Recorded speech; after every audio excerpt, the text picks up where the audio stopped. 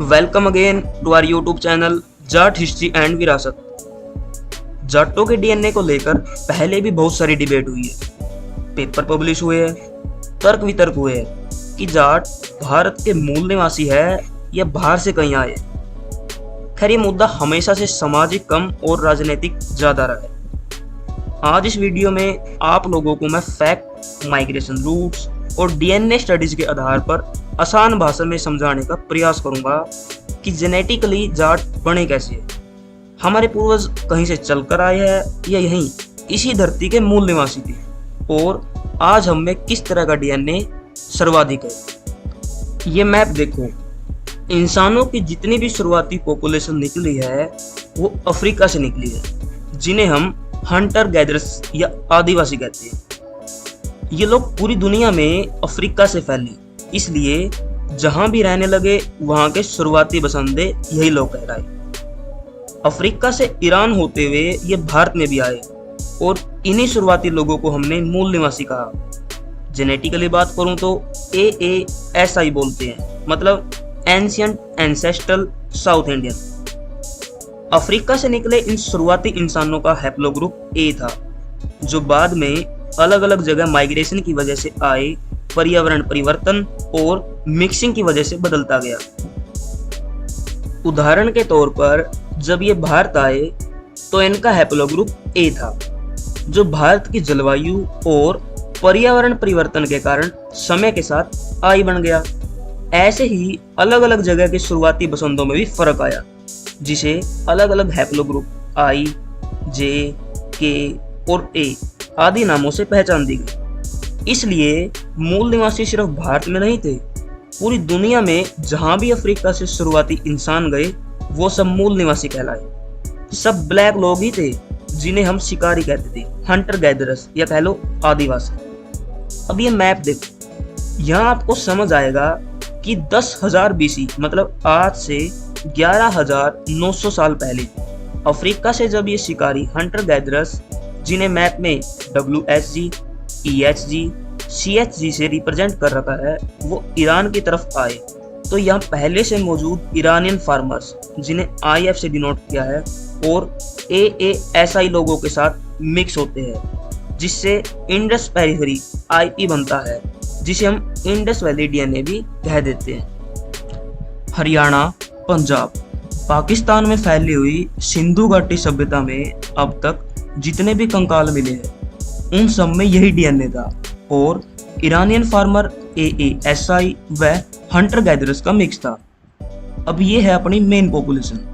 इसमें आपको पता चलेगा कि यमनाया कैसे बनी। उससे पहले मैं आपको बता दूं कि यमनाया का डीएनए ही जाटों में सबसे ज्यादा है, जिसे हम स्टेप डीएनए भी कहते हैं। यमनाया बने हैं ईस्ट हंटर गैदरर्स EHG और कोकेशियस हंटर गैदरर्स CHG के मिक्स से। ये जो नई नस्ल निकल कर आई EHG और CHG के मिक्स से, इसे हमने बोला step EMB, early middle bronze as. यहाँ से वो गए कोडिड की तरफ और वहां से फिर घूम कर आए संथास्टा की तरफ। मैप में देखो, जहाँ स्टेप MLB लिखा हुआ है, मतलब आज का सेंट्रल एशिया, उसे ही संथास्टा बोला गया है। जब हम स्टेप MLB की बात करते हैं तो मतलब हम बात करते हैं R1AZ93 की, इसलिए जो मेन हैप्लोग्रुप है वो है R1AZ93। इसी से इंडोसीथियन और इंडो आर्यन दोनों ब्रांच निकली है। अब ये यमनाया इंडिया पाकिस्तान के इन इलाकों में आते हैं 2000 से 1500 BCE के बीच में, मतलब 3500 से 4000 साल पहले, जिसे हम इंडो आर्यन माइग्रेशन भी कहते हैं। अब तक जितना मैंने आपको बताया है उसे एक बार शॉर्ट में दोबारा से रिपीट करता हूँ।